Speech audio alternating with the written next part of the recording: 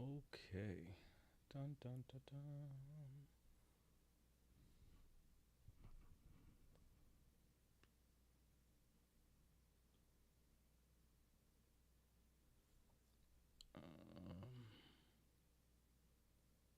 Why did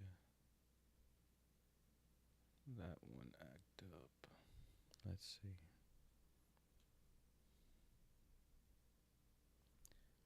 Doo, doo, doo.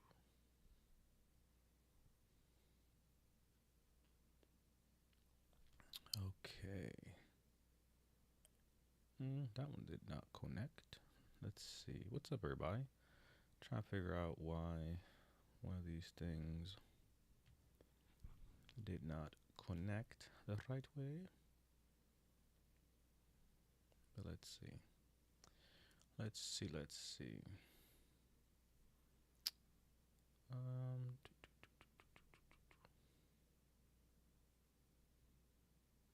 it should be working, but I think it might be acting up on one of these. Nonetheless, what's up, everyone? It's popping back in. Let's see. Make sure these things are working. What's up, Stevio? Yeah, this one is not.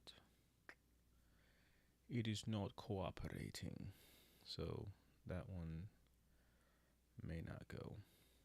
Let's see. Yeah, what's up, everyone? Hanging out for a little bit. Was on earlier. Excuse me. Talking VA claims and going over our course. So, catching folks at different time frames. Let me know where you're tuning in from. If you're active duty or you served, let me know. When did you serve? What years were you in? More importantly, what branch of service? I always like to know that. So we are streaming across the socials. So little Facebook action, little Instagram action, little TikTok, and Twitter. So figure I pull up for a little bit and hang. Yeah, that one is not working, so it is what it is. Not sure why. That one, that's interesting. Went live earlier, and I didn't get an issue on one of these platforms, but it seems to be acting up now. Oh, well, we shall improve. Hey, Stevio. So, BDD is benefit delivery at discharge. So, I'm going to be talking a little bit about taking some questions, answering, talking VA claims. This is actually the first module of a course we put together. So, BDD is benefit delivery at discharge. Think of the TAP program. So, if you're active duty now, you can actually file your claim within that 180 to 90-day period before leaving service, and BDD is the program now. So through that program, you're going to file your claims and do everything. So when you leave service, by title, you have then your benefits delivered to you at discharge if you follow the time hack. But there is a time hack there for those folks. So that's what BDD is. So if you know someone who's active duty or in service, no matter what it is, I don't care if you literally just have tinnitus or you have something like migraines or IBS. The point is everything can be documented. And even if you leave service with, let's say, a low rating or, 10, 20%, whatever, it's all documented. And then down the road, should things get worse, all that is properly annotated. But shout out to you, Stevio. Let's see. Uh, Navy 89 to 96. We got Retso in the building. Shout out from Denver 81 to 92. Shout out to you on YouTube. I can't bring up the comments on TikTok just because of the way it works. So that's that part. Why does the VA like to deny veteran claims when there are overwhelming evidence staring them right in the face, signed all by civilian doctors, medication, etc.? Um, so there's a few reasons for that actually. There is just outright incompetence that is taking place in this at the system level. To your question specifically, this is actually an OIG report. I cover this in many of my classes, specifically when I'm talking CMPs, CMP specifically. Kevin.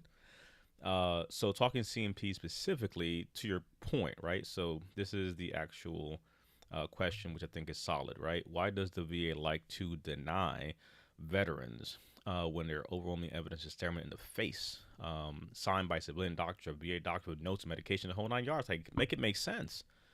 Enter the dance of VA claims.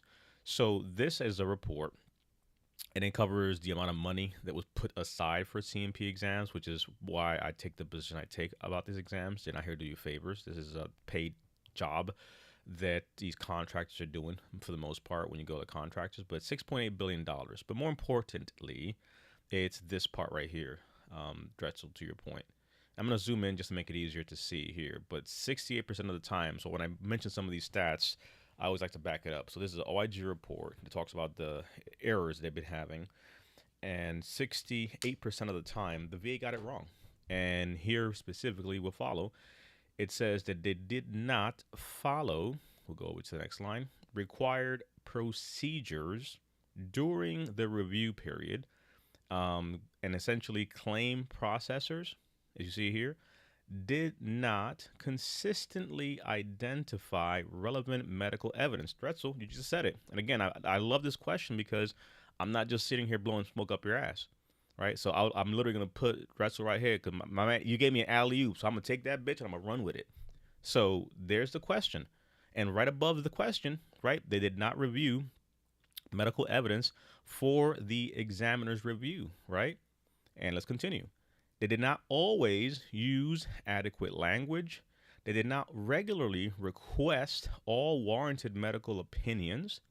And, next line, sometimes they requested unnecessary medical opinions. What this means is that these failings can lead and have led to inaccurate, next line, medical opinions, incorrect decisions on veterans' claims, delayed decisions for veterans, and wasted resources. All that to say that this is literally pervasive. So what you're saying is it's not just like, oh, you don't know what you're talking about, blah, blah, blah. I just gave you the stats. Everything you just said, literally, that's exactly what it's saying.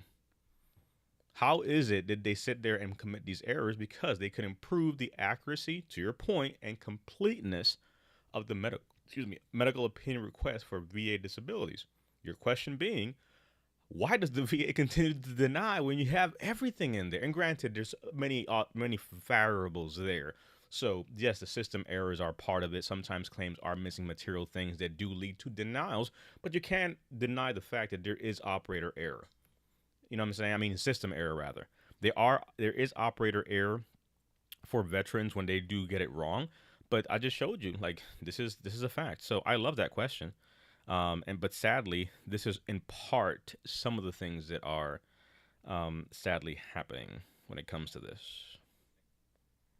Hopefully that kind of makes some sense. But I just think it's good to showcase and touch on some of that. So, but yeah, so there's that part.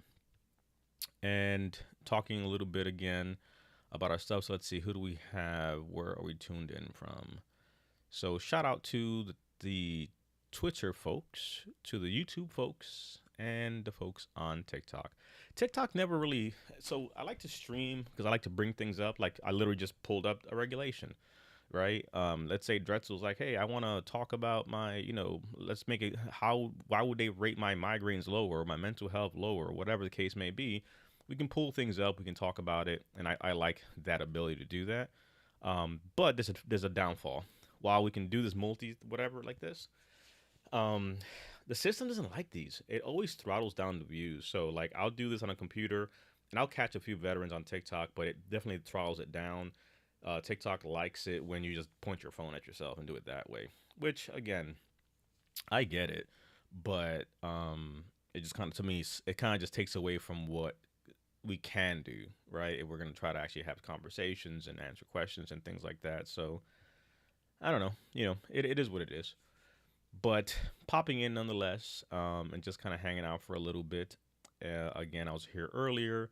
But yeah, I think tomorrow or probably Monday, I make a point to go live on the phone, and that usually tends to do a little bit better. But when I'm on the phone, I can't pull things up, and I just like to be able to show things and visually kind of do it this way. Um, but it definitely doesn't like that. I will say that. So it is what it is. I can't control the algorithm. I can't control things, and obviously, I'm not here, thirst trapping. So fun times. But hopefully that answers your question or it gives you some perspective there. What's up, everybody else? How are you all doing? We got Navy in the building. Army is in the building. Who else is in the building? What else do we have? If you are on Twitter, type hello, say something, because I have a sneaking suspicion that it always shows that there's that people are watching on Twitter, but the comments never come over, and I'm supposed to be able to see them, but I never really do. But we do have the YouTube and the others, so there's a little bit of that. So shout out to those folks in different places there. Same thing for like Facebook and things like that. Sometimes those things I can't control, so it's different times that we can catch folks for sure. So a little earlier times, sometimes a little later times. But hope everybody's doing well though. Just taking some questions. I'll show you all our course that's out for active duty people and for those that have claims pending or submitted already. I also will show you the CMP course that we have, so you can kind of peruse around of all the cool things that are out there. Um, but yeah, but what is up? What is everybody up to? Where are you watching from? What time is it where you may be? Always like to get a gauge for those things. Yeah, I don't think Instagram ever came back on this side. That's weird. It is weird. Let me see if I do it again. Maybe it'll come back. Maybe. Let's see. Where are we? So let's do create.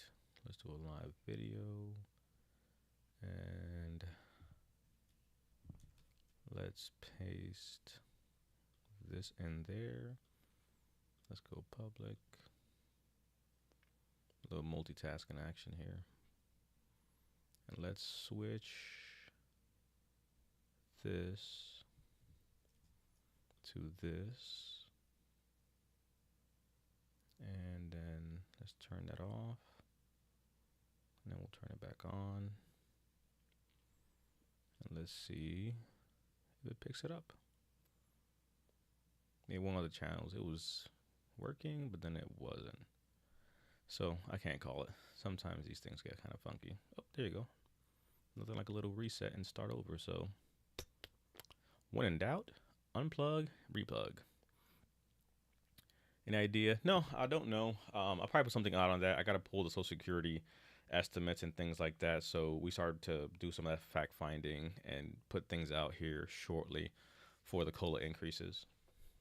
But that's on the agenda of things we'll look into. Hey, Austin. Okay. Let's see. Hey, Clauso.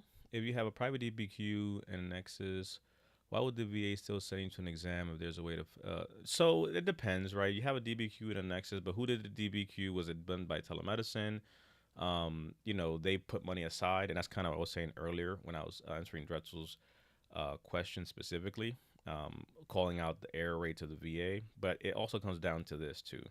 They put literally $6.8 billion in contracts to complete these DBQs. You know what I mean? So literally, it's also like, hey, they have this money earmarked for these things. They're gonna call for these examinations.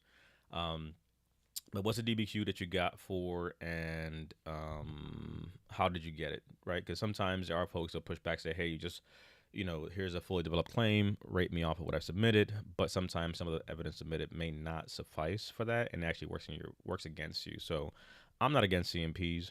Some folks like to not go to them, but it just adds more proof, because ultimately, if you're gonna have two DBQs at the rater's desk. So you have a DBQ from the examiner, you have a DBQ from your own.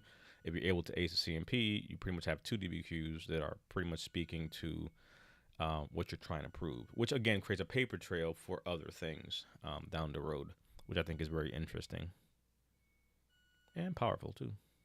Let's see. Um, let's see, let's see, let's see.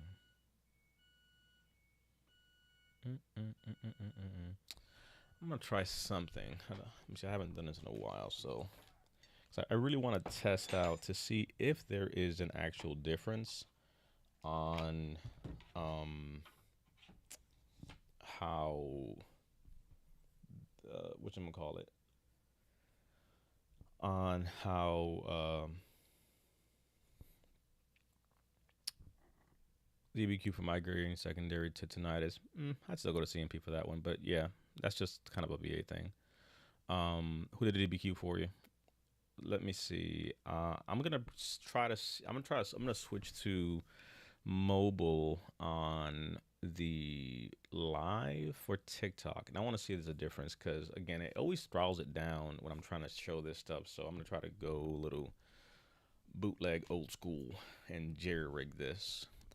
So you probably see me drop off on the TikTok side and then come back because what I'm gonna try to do basically is um, I'm going to come out, then come back in, and see if there's a difference between the mobile and the phone. So let's see how that works out. We've been on for what, 15 minutes or so. What's up, everyone? Hey, Kat, appreciate that. So DBQ, my canary, secondary, check. Good. Okay. All right, so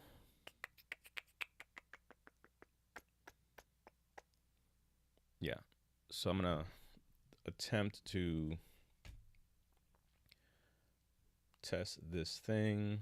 I'll go off the live here on TikTok, but then I'll be back. Oh, finally got my rating DP. Thanks for all the advice, help in general. How'd it go? What was the verdict?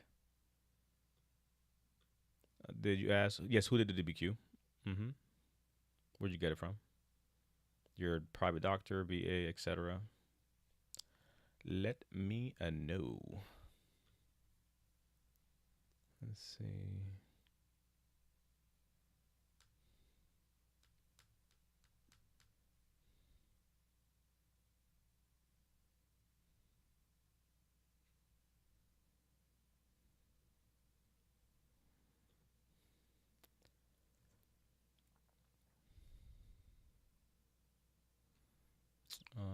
Bum bum bum bum bum bum. Yes, let's see. What was the rating you got? Super good. I have to go see retention on Monday, 214. Okay. And what was the verdict? New Life Veterans. Okay. Check. Was that in person or was that via telemedicine?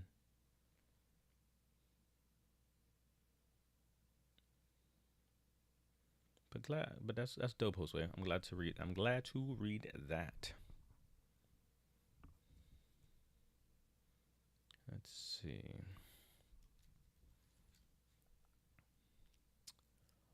Um,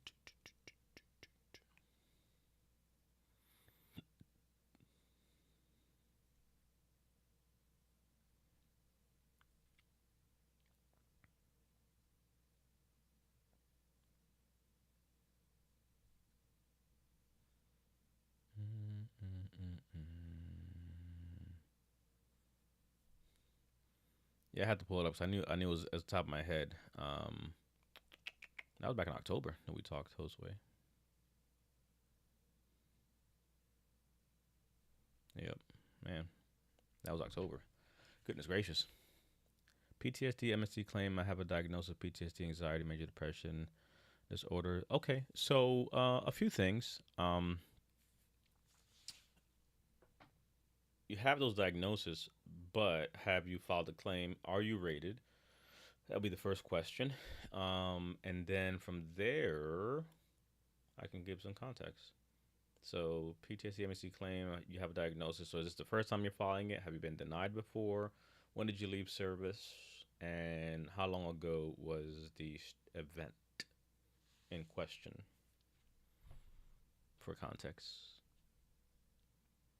Telemedicine. Yeah. So sometimes, like I said, the telemedicine ones, sometimes, like the in-person ones that get done, colossal, they tend to, at times, they can sub it out, but they'll sometimes want to see you in person too. So, no rhyme or reason. Again, if it's a solid DBQ, it just adds more evidence in there, but it's pretty much like they're gonna always want to call you in some shape, fashion, or form for these exams. Um, okay, let's see, let's see.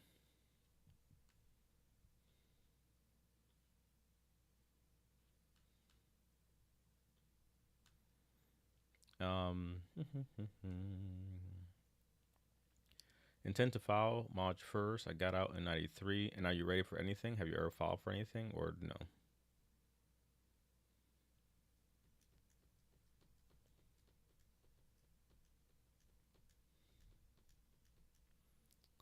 Let's see.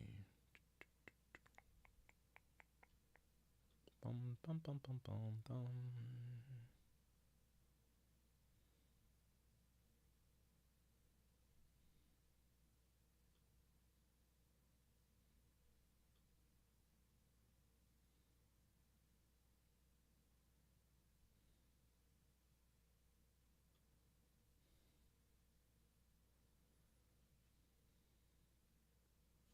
Minimize some of these things.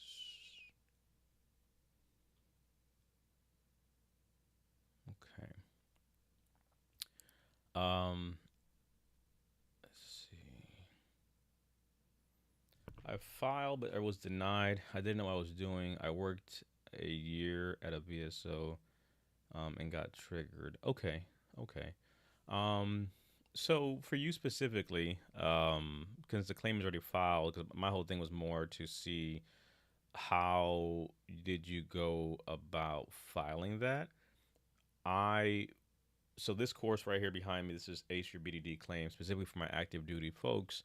But then there's um, what you call it, another course we put together specifically for the CMP side of the house.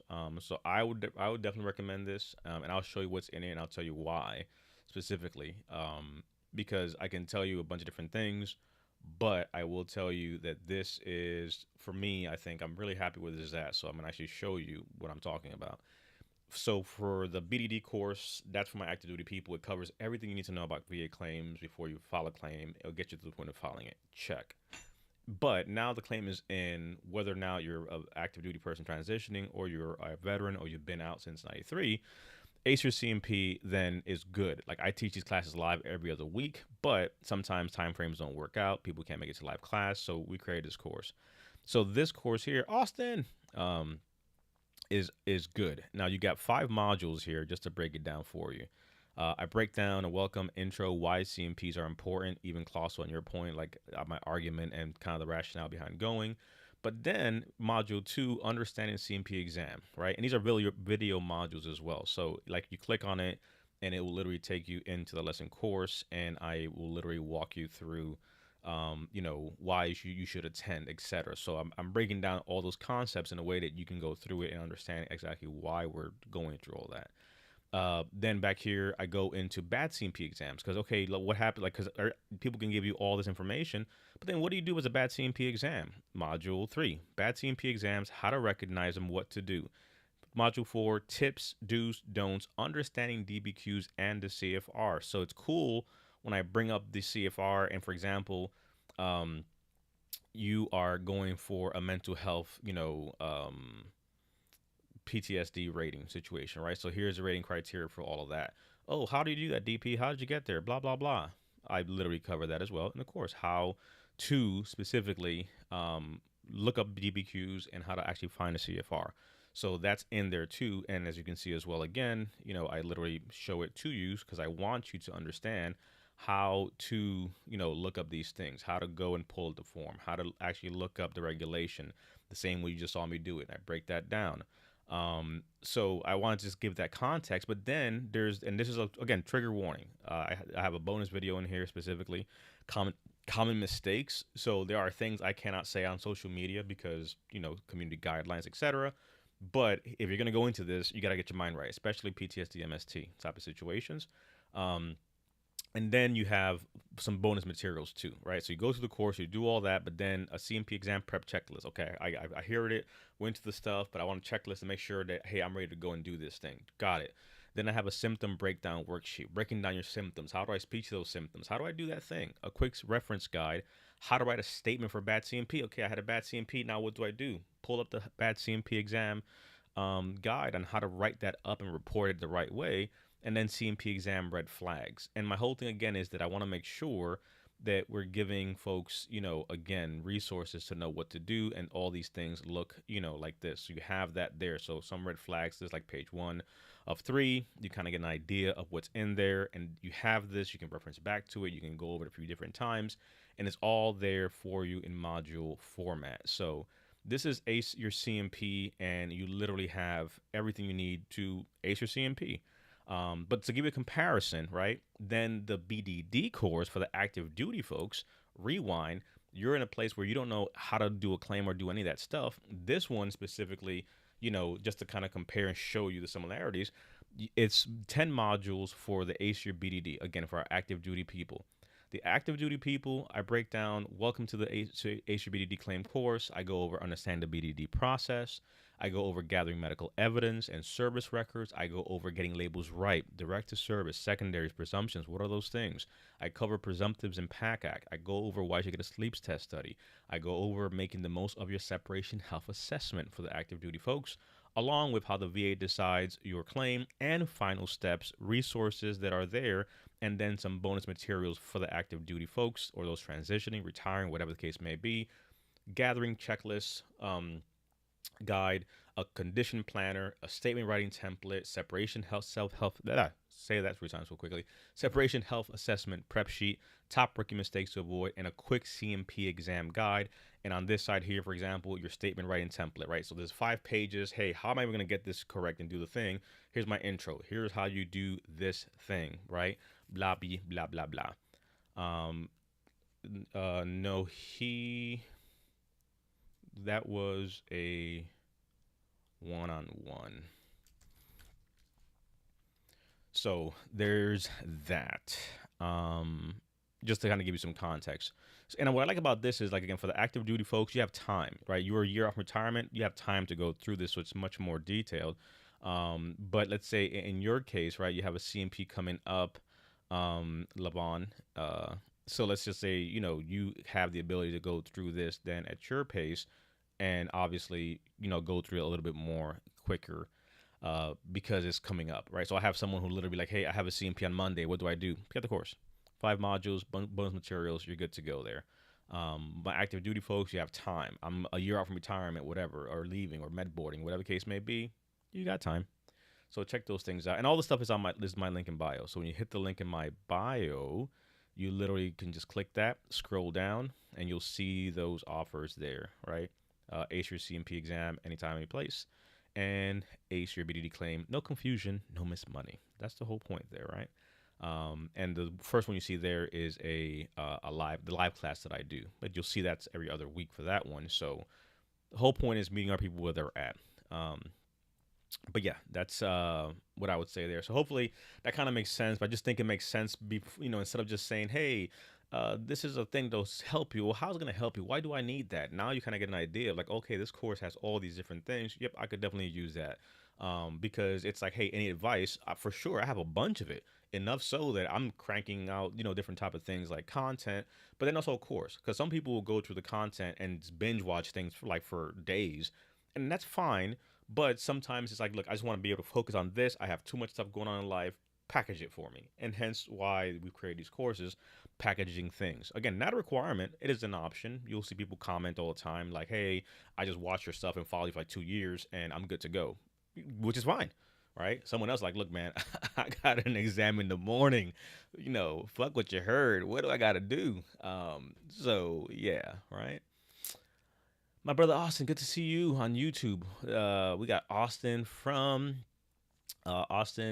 Texas is in the building. Navy 78 to 98. No question. Saw you're live. Thank you for all that you do. 100% PTSD, combat PTSD, PNT, combat PTSD. taking life one day at a time, living my truth. Thank you. I appreciate you, my brother. Man, that's what it's all about. Shout out to you. Let's go ahead and pop him up here and salute to my brother. Let's see. Where do I find the course for acing your CMP exam? That will be in the link in my bio. But I want to say I should be able to put it right there for you. Colossal. So yeah, that link right there will take you there. You're very welcome, Levon. Appreciate you. So yeah, these are the things that we have going on. Shout out to the peoples on social and different platforms as we do what we do. But pretty exciting to say. And so the BDD course specifically, Ace Your BDD Claim, was actually originally called Navigating BDD Claims. What's up, Beach? And we relaunched it, updated it, created a whole bunch of new resources and everything. So, as you upgrade one thing and do something better for the other thing, we have done those things. You're very welcome, Colossal. So that's the whole point there. Because when I first did it, we had done it live, and then we kind of cut it up, and we had resources there. This one I recorded specifically as a course, so you push yourself to get a little bit more better and everything. And again, the whole point here being, how do we help you and deliver something that's much better quality that covers certain things. So I think that goes a long way when we're looking at things. So just some things to keep in mind. Let's see. Bum bum bum bum bum bum bum bum. Let's see. What else is going on, good people? What are y'all up to?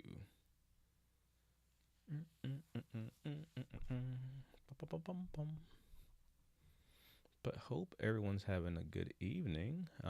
Like I just popped in earlier, so wanted to pop in again, hang out for a bit, answer some questions, catch folks at different times. So that's kind of the goal. Let's see.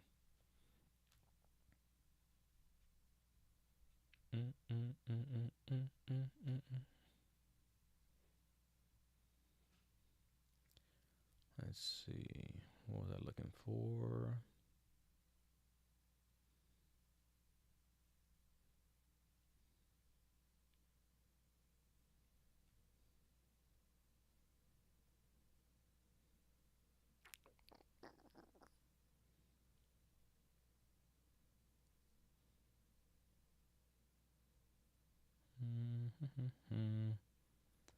Good evening to you. Where was that?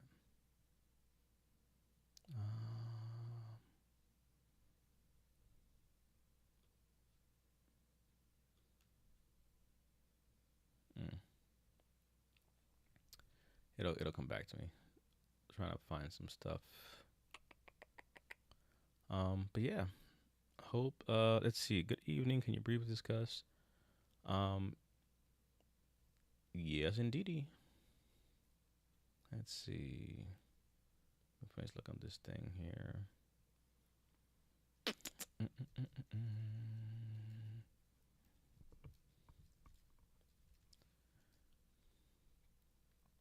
Okay.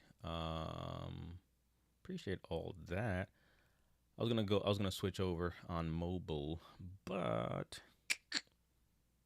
we're rocking as we're answering some questions here, so this will do. Let's see.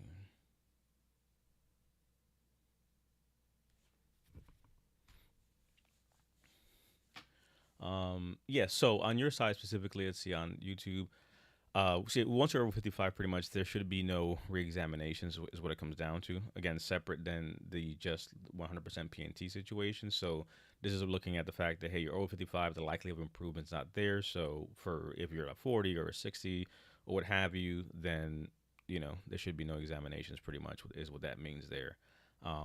And it pretty much kind of goes into that whole protection thing. So you have like the 5-year, the 20-year, 55-year rule for the age perspective. So they shouldn't be calling you back in, even though sadly the VA does do that too, which is a whole nother thing. And I kind of cover some of that too in some of the OIG reports, specifically of how they sadly do get a lot of these things wrong sometimes. So being aware of that matters. Um, yeah, I keep hearing rumors. Do you believe that we'll lose our benefits or they will be reduced? I've heard the same thing since literally 2024, 2022, 2020, all the way back to 2018. It's always a thing. It's always a thing. And sadly, it's just what sells. You know what I mean? If I titled this live, they're going to reduce our benefits, do this now, you literally would have people, we would have a crazy amount of folks tuning in because sadly, it just is a thing that people buy into. Fear mongering helps to sell to get people's attention. I sadly dislike that greatly, but it is a fact of life. So, but no, not a thing. And I've actually covered this a little bit in a few different places. So specifically here, going for example on the YouTube side, and you can find them on TikTok as well. But I break down, for example, so this is 4 months ago, breaking down the proposals for 2025. Rewind, go down some. Our benefits are under attack. That's the whole thing. That was literally 2 years ago. So I'm not over here just making shit up just to say, oh look, blah blah blah. I'm saying that they're gonna do a thing or not do a thing. No, that's literally been a thing that happens all the time. And I did a whole breakdown on supposed changes and what they wanted to do and how they wanted to reduce us. Yeah, that was 2 years ago, and guess what? We're still here. So no, this is something that happens all the time. Sadly, when it comes to these type of things, that was 2 years ago, and then there was another one, sometime before that as well. Um, let's see, going back a little bit more. Uh, there was the whole issue with when the proposed rating changes came about specifically for sleep apnea, tinnitus, and things like that. So, um, yeah, no, these are just things that sadly people just get worked up on. But no, there's proposed changes for mental health, and I covered that as well. That's not going anywhere, but that is just more saying they're going to change how they're going to rate that, which is just new regulations, no different than the GI side of the house. GI stuff was changed for like GERD and things like that, but tinnitus, same thing, changes that are being proposed there, changes that are being proposed for sleep apnea, but they're not going away. They're just changing things. That's all. But it just gets more views and clicks to say those things. You know what I mean? So maybe in another life, I'll be a fear mongerer and I will say things to get people's attention to run and flock to the things I am saying. But I like to be level headed in this life and I like to actually talk from truth. So here we are. Um, is asthma hard to get rated for? Nothing is really hard to get rated for. It's all about the argument that we're making. So fundamentally, what is the argument that we're making and how are we making it, right? And I covered this in whatchamacallit. Actually, let me. That's what I was doing. Actually, I was trying to log in to pull this daggone thing. Let me pull it up here now. Bum bum bum bum bum bum bum. And let me see. Actually, let me see if I could do it this way. Boop boop boop boop boop boop boop boop. Because I think it'll be probably better if I can just show it over here. Yes. So I covered this in my Navigating BDD Claims class. Specifically, I touched on this past week, right? But these are the things that we have to look at. So specifically to your question, if we're looking at how something can be connected, service connected, etc., this is the kind of the matrix you have to look at, right? This is from the Kaluza v. Brown case, and what we're looking at here is a current diagnosis that you must have, right? You have to have an in-service event or stressor. How are you saying your current diagnosis is due to service? And then a medical nexus, connecting those things. So this trifecta here is how you're going to make a solid argument, right? For VA claim purposes. And in an ideal world, you'd have these things in place, right? This is how I kind of teach, the basics of claims in my navigating VA claims class. Shameless plug, link in bio for the next one. I just did one yesterday. So navigating VA claims, sign up for that one. I cover these things. But this here becomes now how we want to make the argument. So in your case, we have a current diagnosis of asthma, right? The problem though now is, do we have an event stress, an event situation or event stress or what have you? We can point to that. That we complain in service, where we're exposed to something. Is there a presumptive? Are there things that we can argue to say, hey, this is what happened in service? And then the further along that we have from the current diagnosis to service, then that turns into the medical nexus requirement. So in the ideal world, you want to have a current diagnosis of asthma. You need to have something in service. You complained of asthma, or you were exposed to something. You have a presumptive where you're pointing to something in service that you're saying that caused the asthma, and a medical nexus connecting those things. If those things are solid, presented to the VA, you have a strong argument. Things are hard to argue to the VA when you file a claim because you think the VA is going to diagnose you with the CMP exam. Well, guess what? You have no diagnosis and you can't point to nothing in service, and you think just because you were somewhere, that's all she wrote, denied. So when any of these things are missing, you're looking at potentially a denial and or a delay, setbacks, right? So that's will be the answer there. So realistically, it's not how hard is something. It's more, do we fundamentally understand how we're going to argue something? And that's, to me, what's missing in the claim space. There's a lot of buy this or just I'll get you there, a lot of promises, but they're not showing you shit. And if you can't defend it, like right now, psychologically, you are understanding, if I'm going to file asthma, I must have a current diagnosis. One, I need to have an in-service event stressor. Two, and I need to have a medical connection between those two things. Three, I've been out of service for 10, 20, 30, 40, 50 years. That medical nexus better be strong. Conversely, I am in service. The connection's there. I left service a month ago. The connection is there. So these things all, you know what I'm saying, are part of the argument where everybody's situation is going to be a little bit different, because someone went to sick call, someone didn't go to sick call, someone was in a presumptive area, someone was by burn pits, somebody was, fill in the blank. So all the way of saying that it's not if it's hard thing, is what can we argue medically for this process? Because the system is the system. The system is looking for these boxes that must be checked. And when they're missing, a veteran thinks it's like a chance thing. No, it's a system. They're just going through a process, even though they do fuck up. Thanks. Ever since I made 100% PNT, my VA psychiatrist wants me to see me for appointments. I have at least 2 per month. I don't think they help any if I stop showing up. No. So that's a very common concern. If I stop getting seen, does that change my disability? No. And again, I'm gonna be very graphic here. So pardon, but look, I'm a veteran and I'm rated, so fuck that noise. I'm PC as much as I can.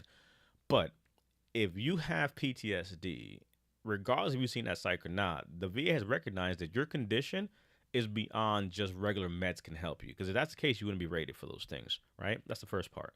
So think of it from the perspective, graphic, if I lost my leg.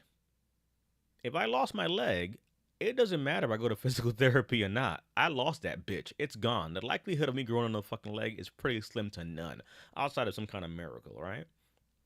So, and again, that's a very harsh example, but I wanted to just kind of sink in. For a lot of our veterans, they have got some deep rooted things, and the things you're rated for, I don't care what they are, you're 100% PNT permanent total. So that whole gumbo of things you got, for the most part, their likelihood of improvement isn't there. That's why they gave you PNT. What is the likelihood of you improving? Not very likely. He is permanent and he is total. Which means whether or not you see the fucking psychiatrist is neither here nor there. See him for your health, for your mental health, for your care, for your help, for sure. But the fact that you can tell him to go, take a piss and choose to not go to the VA, that's your prerogative. Because this also goes into the difference between VHA and BVA. You could never step foot in the VA ever, but for a CMP to get that rating. And guess what? Good to go. Like, it's my prerogative. If I never want to get care at the VA, it's my prerogative. That has not a one iota of bearing to my disability condition. If I choose to go private, I choose to go private. You know what I'm saying? We got veterans that have nothing at the VA and their entire claims are built off of private records. Your prerogative. Good question. So, question being here, we'll pop it up because this is a good one. in the triangle. If you're doing a secondary, where does a secondary fall in the triangle? I like this. See that? See, that's my whole thing. Like, man, that's why you are my brother. Because I like us thinking. I like us starting to, starting to solve the problem. So now you're thinking, okay, I like that, but if it's secondary, it's not in service, right? Aha. So in your case, if you're gonna go secondary, it falls in the triangle because it actually does fall into the in-service event or stressor. But the way it's being argued is you have a current diagnosis. So let's just say I use the example of a knee lock because it's easy. So let's say in your case, Colossal, your left knee is service connected. You have a current diagnosis of patella tendonitis. You have an in-service event or stressor because I backed up a car and I hit you and you fell over and you broke your knee and whatever the case may be. Medical nexus was there. The VA gave that rating. Boom, 20% for your leg. Now, fast forward 10 years, what do you do when you have a bad left leg? You overcompensate to the right leg. So now your right leg is secondary to your left leg. You have a current diagnosis of patella tendonitis in your right leg, arguably worse than the left leg. The in-service event or stressor, or what caused it, is the left leg. So the service-connected left leg, for simplicity purposes, is the in-service event or stressor, right? Like it didn't happen in service, but you're saying that something that is service-connected is what caused it. That's the tie back to service. So think of the in-service event or stressor box or triangle here as that. What is the link back to service? So when you see in this triangle in service event, what is the in-service event direct to service? Or what is the connection to service via secondary? Or the presumptive, i.e., I have diabetes, I have Alzheimer's, I have Parkinson's, I have whatever. That's my diagnosis, my in-service event or stressor. I was in Vietnam exposed to toxins. That's my connection. I never complained about it, but I'm a presumptive situation. That's my medical connection there. You see what I'm saying? So in your case, it's I have my diagnosis of the right knee, and my argument is that the right knee is caused secondary to my left knee. So you have the current diagnosis, you have how you're arguing it back to service, what you're pointing, which is the service connected left knee, and the medical nexus there, if it's robust enough to argue that, whether it be from your personal doctor or a provider who writes it for you or nexus letters, all those things suffice and are helpful for the argument. But you still see how we're still filling in these these spots here to make a solid argument, right? Hopefully that makes sense, right? But that's the whole point. Like if that starts to make sense, then we start to know, okay, how are we going to make these arguments? How do we get successful when it comes to these things? Let's see. Gotta get with you. I think something is going wrong with my stuff, like the examiner not writing info. So talk to me. What exactly is going on? What happened? Who, what, when, where, why? And some of these things I cover in our courses too. So there's that. Bum, bum, bum, bum, bum. Lady Dom, talk to me.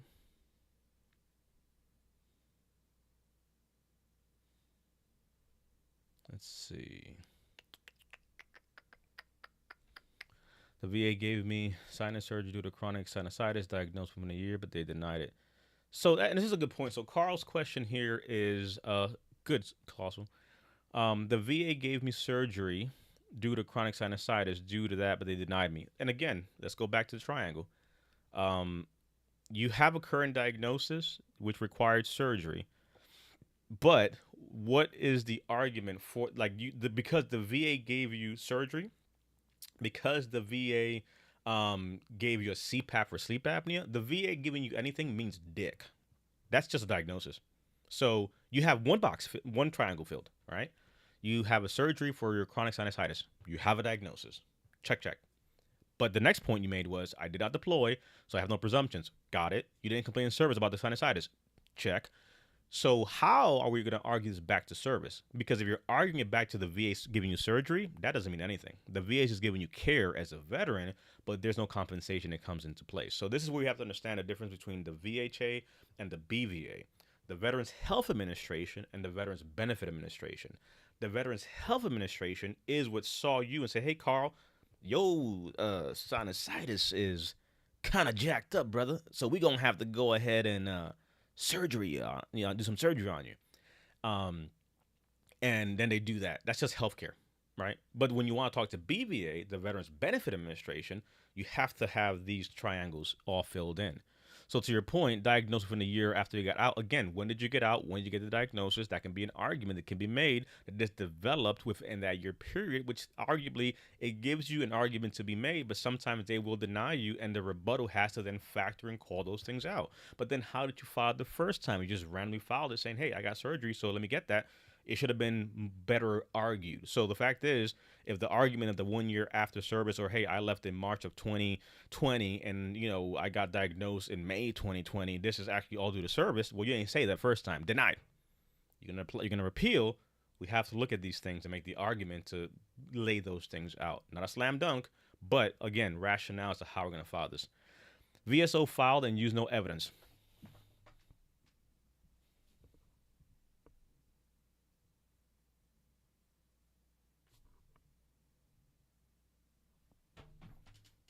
That's that free help for you. That's what I'm gonna say about that. It is. Look, what is this, Cinderella? Put me in a pumpkin. Guess what? My carriage is about to break. I ain't. Look, I already done crossed enough lines today. Drink my water. I'm gonna stay hydrated. That's that good old VSO help for you.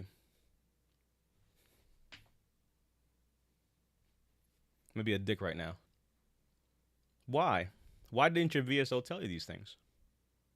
Why didn't your VSO break down what's needed for service connection? Why is it a big head talking dude on a TikTok, social media, was able to break down why the thing happened and didn't happen? Why is DP better than your VSO? Because he fucking is. Just the facts. He sucked. She sucked. Filed the claim with no evidence at all. Nothing to make the argument for you to put you on better footing. And again, the medical evidence is all about fitting into the triangle here. You have a current diagnosis, but while you did not complain in service, within leaving from service, you have this event, you have rather this diagnosis. We are arguing that presumptive within that 1 year, and here's some additional medical evidence to show that, hey, this person, this stuff didn't just pop up overnight, because even though he was diagnosed in May and left service in March, so 3 months have passed now, 2-3 months, you did not develop this level of sinusitis overnight. This is chronic. You've had this for a while. This is like a 2-year-old situation. What were you doing 2 years ago? Oh, you were in service. You see what I'm saying? I felt like the VSO felt rushed. I had to do my own claim, and I still got better. But when I say something, everybody's in the comments talking about, nah, don't talk about my VSO like that. Blee, blee, blee, blee, blee. They fucking suck. And again, full disclaimer, I have nothing against VSOs. Here's a little fun fact for you. I got two prior VSOs on my team. I got 2 prior Raiders on my team. For real. Not even a lie. You go to my page, click on the About Us, scroll down, guess what? She used to be a Raider at the VA. He was a law professional, went to almost to school. And guess what? Nelly, who's literally just commenting right above you right there, Carl, she was a VSO. Carl done triggered him. Exactly. So, because people gonna take the snapshot and be like, oh, you sitting here talking about VSOs, they're not claim sharks and blah, blah, blah, blah, blah. Who the fuck else is on here at midnight talking? Am I a little triggered? A bit. But my point is, Carl went for help, and Carl ended up having to do it his goddamn self, and Carl, not knowing shit about fuck, got better results by himself. I'm sorry. What was the help supposed to be doing? The free 99 was not good for me. You know what I'm saying?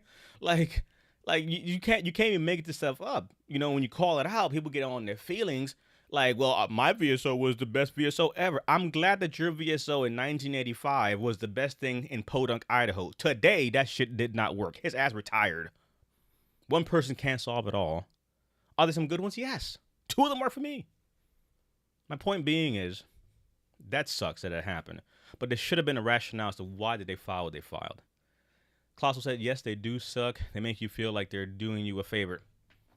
Look, I'm over here, Carl talking, and you done got Colossal riled up on YouTube, and Colossal's over here like, nah, say it with your whole chest. Say it with your whole chest. These people, they act like they're doing you a favor. Yeah, because you want that free 99, but here's the problem. They get paid. You know what I'm saying? Like, I don't want no favors, man. I want results. I can go to a free kitchen and get a free meal, or I can just go to a restaurant and pay for that. At this point in life, I will pay for some help to get it done right the first time and not get dicked around. Because that's the worst feeling. You're supposed to go for help, but back to Klaus's point, it's literally like they make you feel like they're doing you a favor. Sorry to bother you, almighty ignorant claim person. Man, look, kick a kite. Get out of here with that noise. So, these are things that I just think are really sad to see in this space, because I'm glad, Carl, that you did that. But the problem is, what about the veteran who didn't have the foresight to be able to fend for themselves, or been out of service for 20, 30, 40, 50 years? One of my old veterans was out for 50 years. I love when someone's like, use ChatGPT, use AI. How the flying fuck is an 85-year-old supposed to use ChatGPT? Are there some that do it? Of course. But you know what I'm getting at. I don't like this whole like one size solution for everybody. That's my trigger. That's my whole thing. Do you have a good VSO? Great, hold on to them. Do you have a one that sucks? Fire them. We had a lawyer, a veteran who worked with a lawyer, and the lawyer filed for an increase on his tinnitus. There is no increase to tinnitus, people. Another one said that his lawyer was fighting for an increase to erectile dysfunction. It rates a 0. There is no increase. Like, you can't make this up. Like, lawyer of what?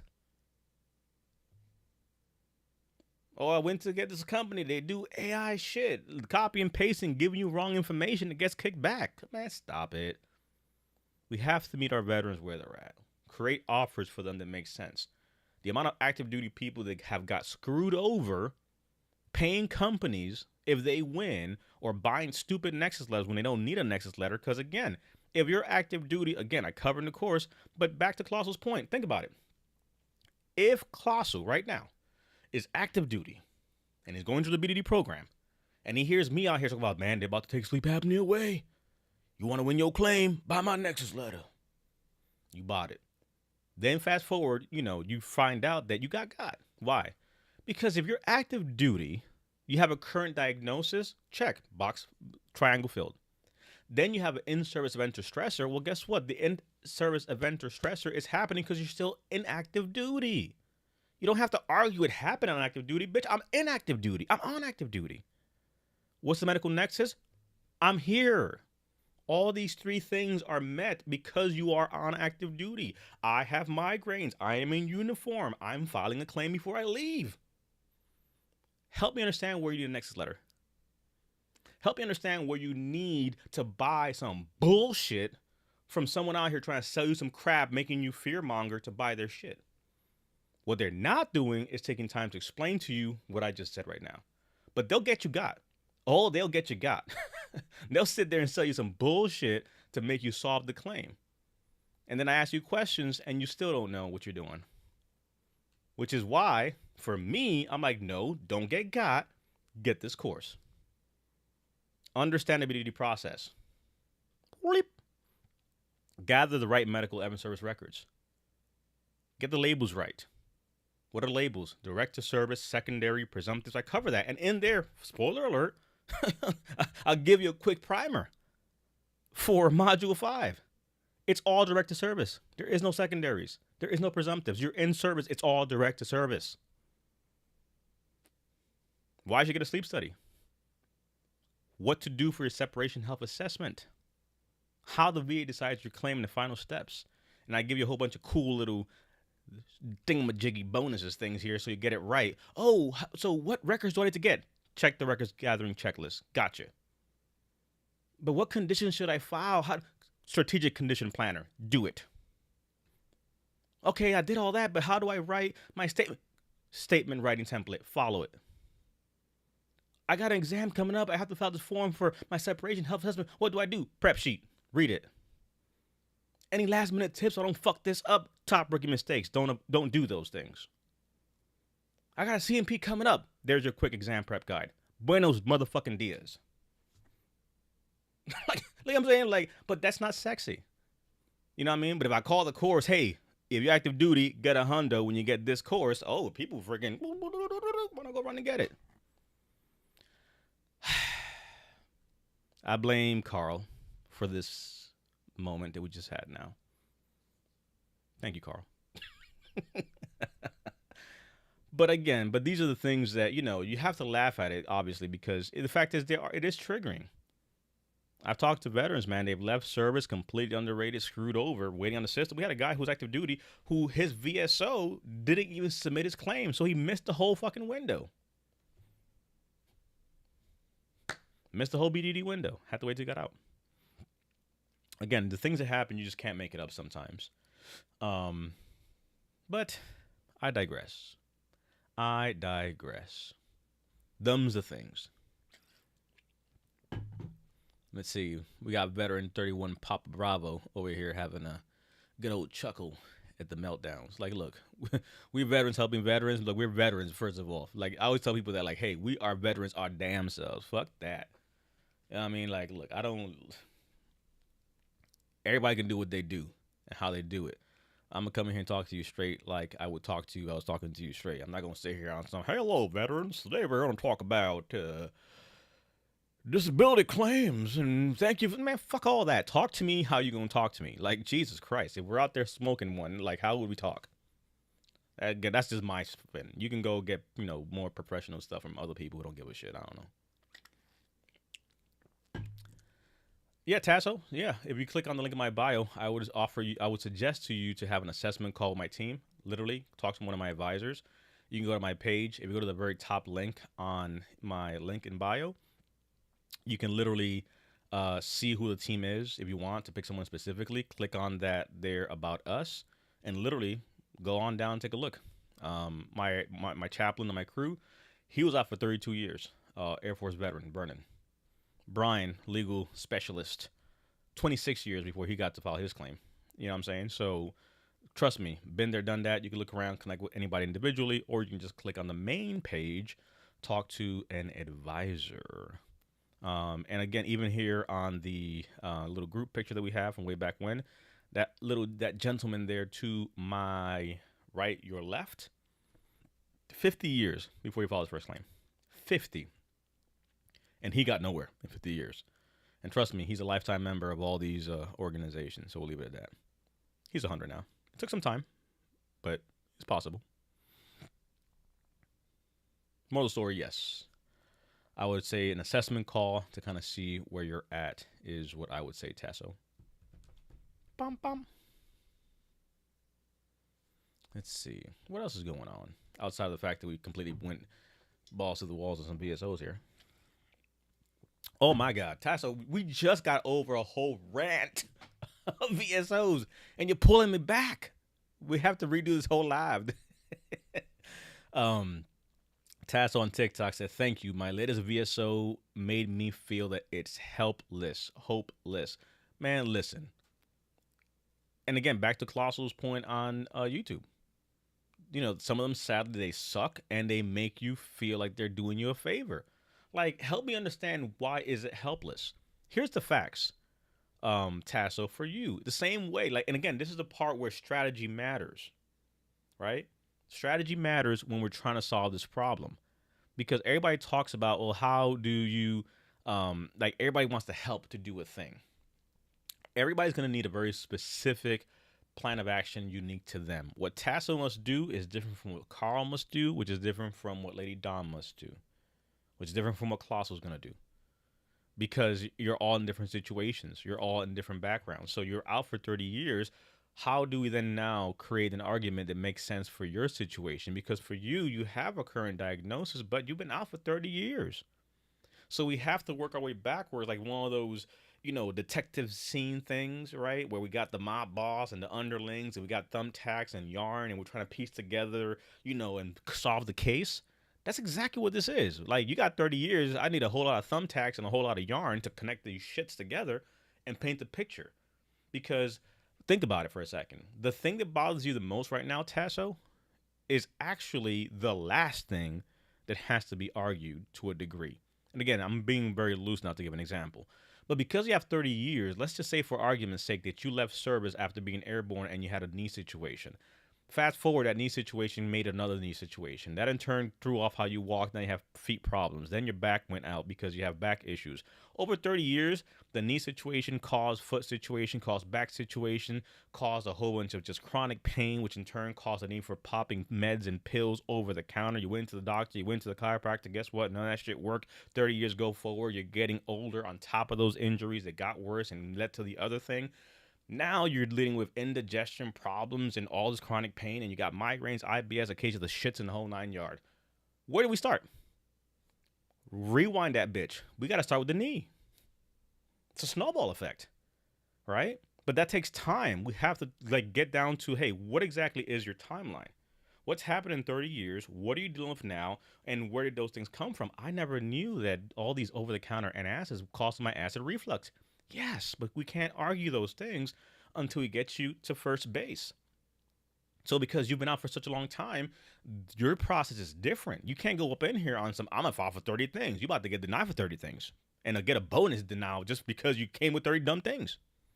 What we should do is find out what can we connect back to service based off when you were in, what was your job, what was your exposure, what are the things that you were prone to that we can argue today.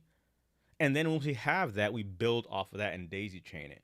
Because you potentially have some direct to service conditions you can file for, but then you probably have more secondary things.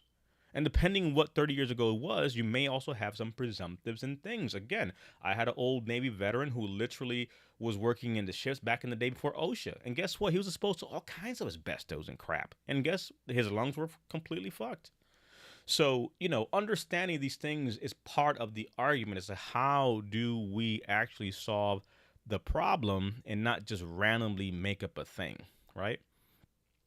If that makes sense. So that's one of the biggest things there.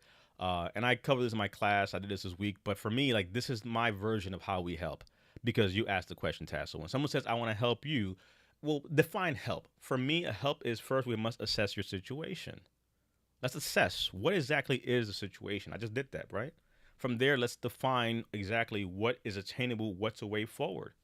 Then let's strategize what makes sense for you specifically and execute, put together things that are needed. Do we have to get med team? Do we have to get psych? Do we have to get certain things? To put all these things together and then make that argument. This has to be strategy. So when someone says, oh, I help vets all day, define help. Because I know a lot of people say they help. And guess what? Help sounded a whole lot like what my brother Klaus said over on YouTube, where they make you feel like they're doing you a favor.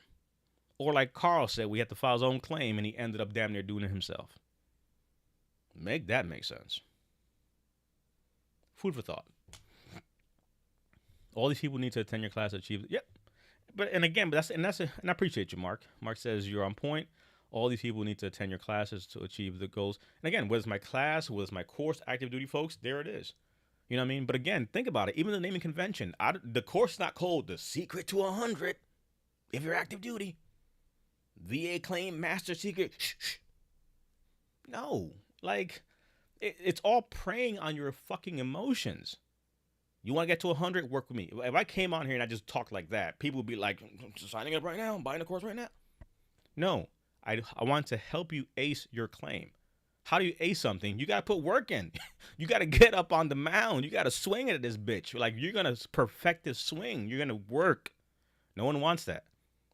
People want quick results, quick pills, secrets of a thing, the insider version of that, the secret magic sauce to solve a problem. It's all bullshit because they're not telling you anything. And when the VA pushes back on your claim or you don't know what the fuck you're doing, guess what? You got because you're taking shortcuts. If it took you 30 years to file a claim, then by God, let's do it the right fucking way finally versus taking shortcuts. Where's the fire? Let's do it right. Do it right, be done, shut it down. That's what I'm saying. But that's not sexy. Ace your BDD claim. Ace your CMP. Because you're going to ace it. My job is to help you ace your claim. My job is to help you get your rating. My job is not to sit here and blow smoke up your ass to make you believe that it will magically appear because you work with DP and you're going to get your rating faster. Some companies here will do that. They'll sit there and promise you, work with our company and your claim will go faster. They're full of shit. They're communicating to you garbage because no one can control the speed of the VA. Or they're doing fancy stuff now. Oh, we got artificial intelligence now. So do I. Stay tuned for that next quarter. My point is, like, they're gimmicky things that people do to prey on veterans' emotions. You're underrated, you're screwed. You see a nice little advertisement, little infomercial, little freaking ad, and it promises you a thing. And you see someone talking about, like, I did a thing, you could do a thing too. And you buy into it. Unbeknownst to you, that you'll probably never get that same rating that person has. You know what I mean? So there is hope in the process. I just don't like people getting got or getting their emotions up needlessly because they went at it the wrong way. And some things take time. We just had a veteran. He went from, what the fuck was it? Today. 80, he went 80 to 100. Backdated to 2019. 80 to 100, backdated to 2019. And the biggest thing for him was it was to the board. We went to the board. Like Brian's been working with him since 2019. Some of these companies and these fad little VA claim shop places, people, ladies, flashing fucking tits and shit. Don't get me started. They just popped up on the scene a few days ago. Now all of a sudden they're out here freaking trying to get your attention. 2019, we've been with this veteran. And he won his claim today. 2019. I'm not in this for a fun time or a short time. We're in this for a long time. We're in this to help veterans the right way.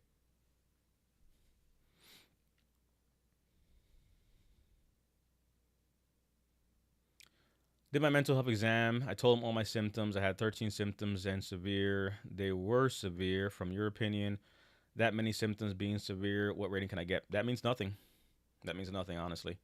Because again, define severe. This is the rating criteria for mental health specifically, right? So when we're talking severe, what is severe? Where does it fall specifically in that rating criteria when we're talking about that condition? So in your case, you're saying, hey, I have this mental health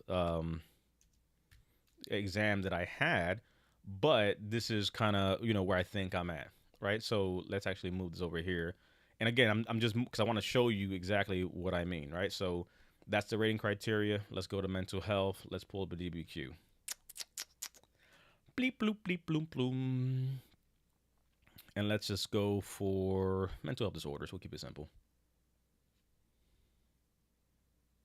Yeah, but again, the state is like, so, and again, but this is the part where I'm trying to see, had you took my course, you would have known this. I'm just letting you know right now.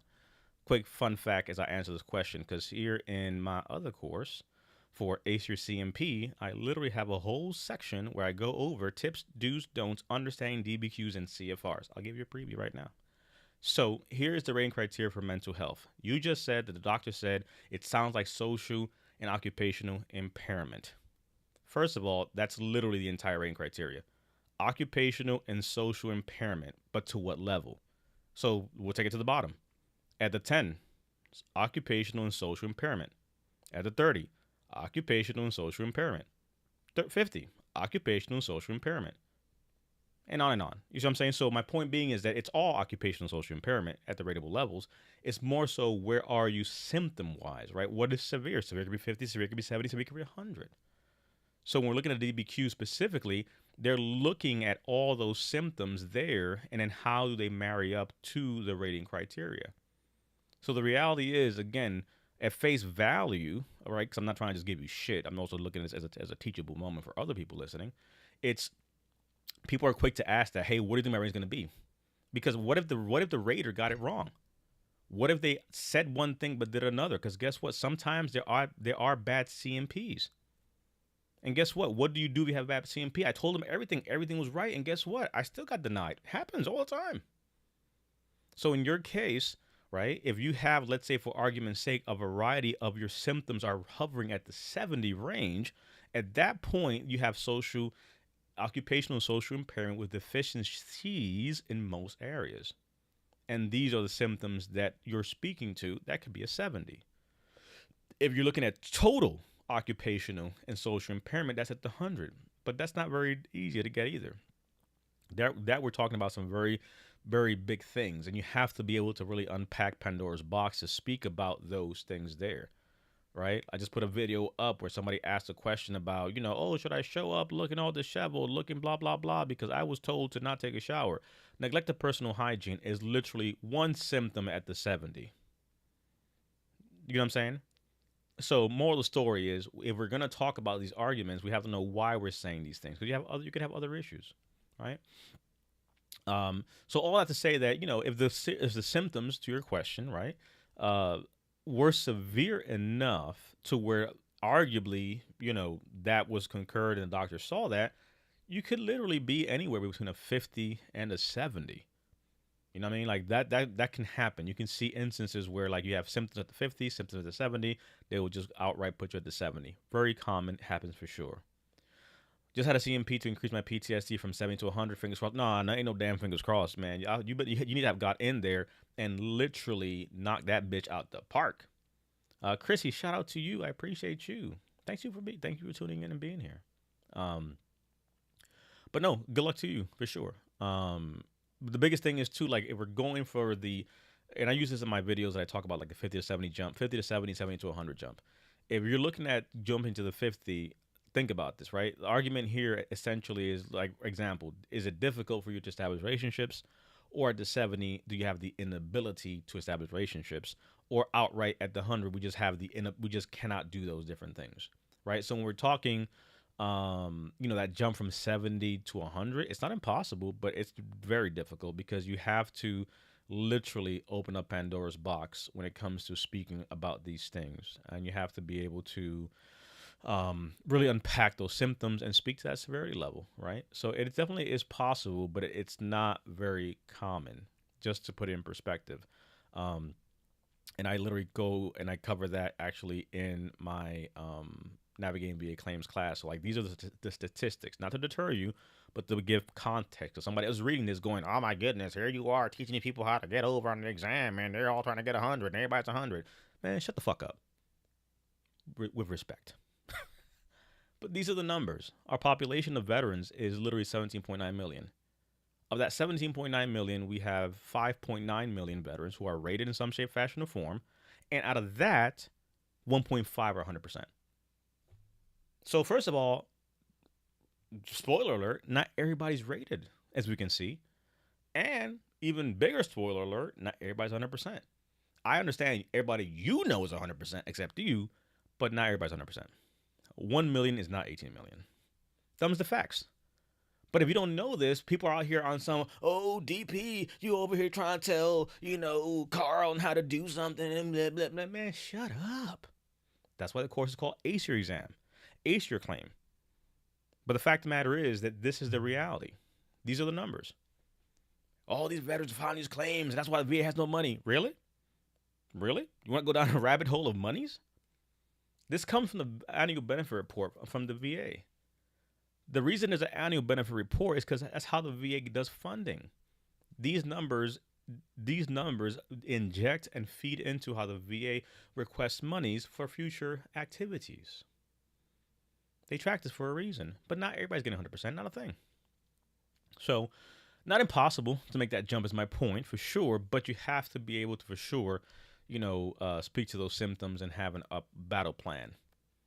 Oh, 100%, way less than 30%, way less than 30%. You know what I'm saying? So, but again, these are the things that when you look at them, folks are real quick to try to say, "Hey, blah blah blah." No, you're looking at about a 12% situation or less. You know what I mean? So not everybody's there, and that's fine. But it's more so being able to really, you know, explain these things, right? That's the whole thing. But damn, indeed, damn, indeed. You're so right. I had a pre-health assessment before I left the war. When I came home, I had a post-health assessment. The latter showed my condition after I got back from war. Yeah, and again, those records matter. Having those snapshots. But many people that get back from deployments, they leave service, and all they want to do is just get out. They don't care to, do it right or take time to do stuff. They just want to put stuff in their rearview mirror. But then fast forward, time passes, and then we're sitting here trying to pick up all the pieces and fix the problems because you never did it right. Yep.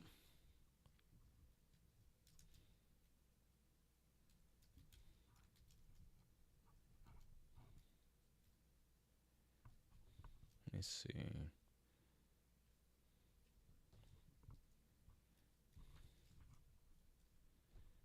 Bum bum bum bum bum.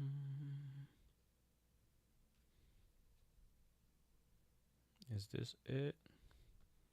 Yeah, because we're already here, so let's jump into it. So this is the actual annual benefit report specifically. My coworker is 100% and always says I work for fun. I get it. Shout out to you, Nasir. Um, where is the page that I want? Dun dun dun dun dun dun dun dun dun dun. Oops. Okay. Okay, I don't want that. It'll make sense here what I'm looking for in a second.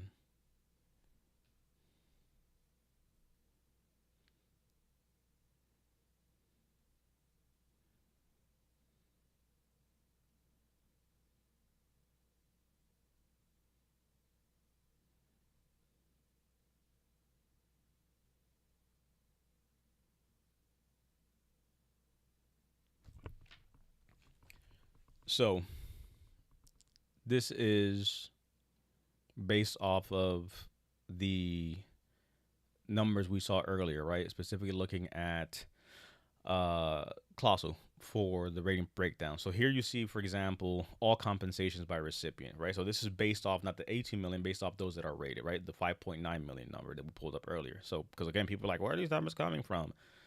These numbers are coming from the annual benefit report, and here's the actual report. Because I'm telling you, I've had VA people about what document is this? Google it. But here, specifically looking at the 5.9, you see the breakdown at every bracket.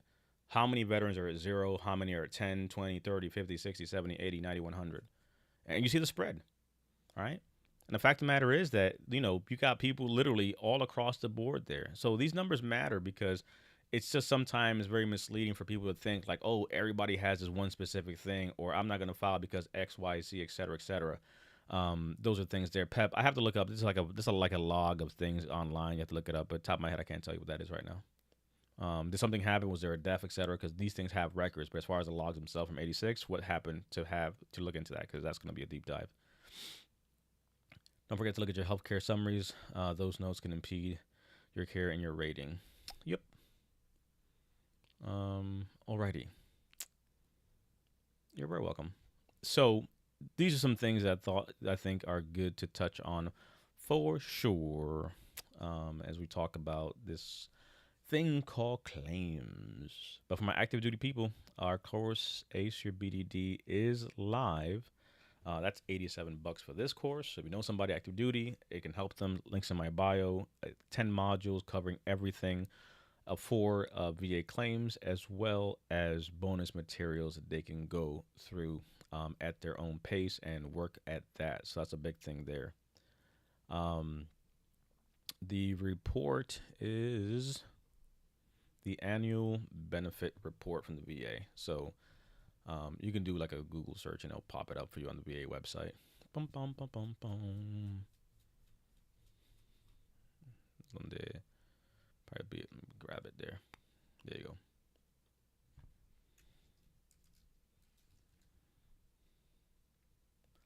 Dun,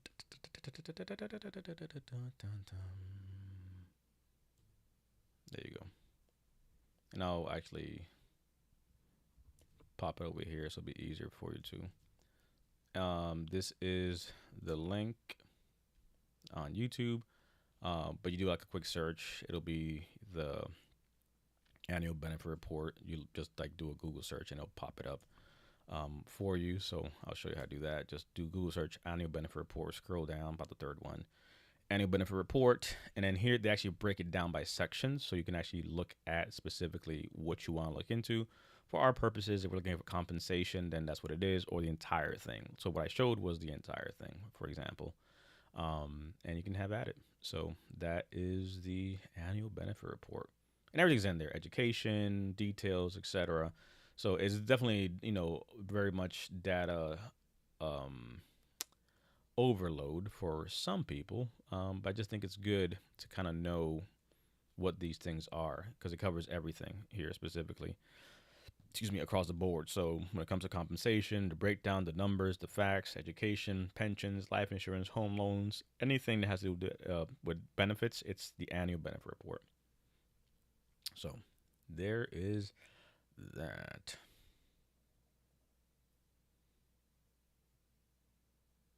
Yeah, don't do Google. Just don't. That's not gonna work. How long do you step five? They can push you back and forth, so those numbers are misleading because you go to step five and get pushed back to step three and then get pushed back to step five. So that's not accurate. 5 30 days, you could be there for, stuck for months. You know what I mean? Like it's just the VA, so those timelines are all over the place. The average turnaround time for the entire process was 159. I think they're just now down to 131 days total. But how long you stay at each step, you'll drive yourself crazy trying to actually do that thing. Yeah, it breaks down by states as well. Yeah, so it breaks down stuff by states, what's going on, blah blah blah. So yeah, have at it. And that's what all that stuff here is. So it starts breaking down um, Alabama, for example, number of veterans in the state of Alabama, monthly payments, etc., for education, all the things. So it breaks down, all those statistics for you, and you can see what that is. So how many veterans are there, age, etc., all these different things, how many are receiving benefits, blah blah blah blah blah. So yeah, it's about 300 pages of fun.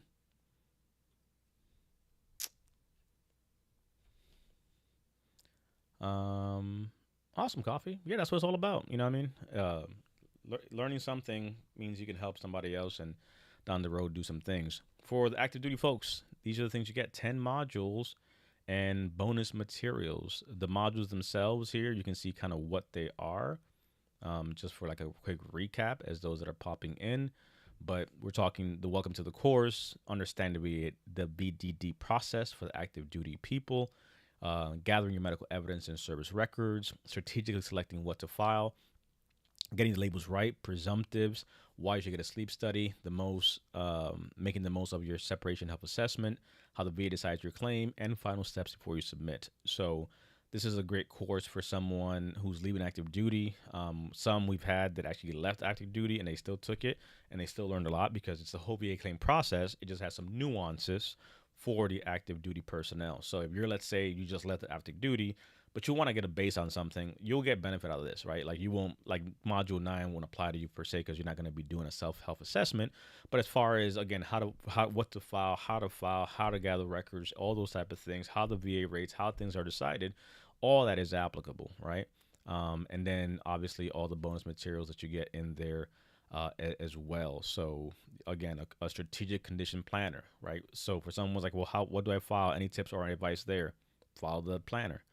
Statement writing templates, right? How do I write this thing? Follow the template. What records do I gather? There's a checklist. Mistakes to avoid. There it is, right?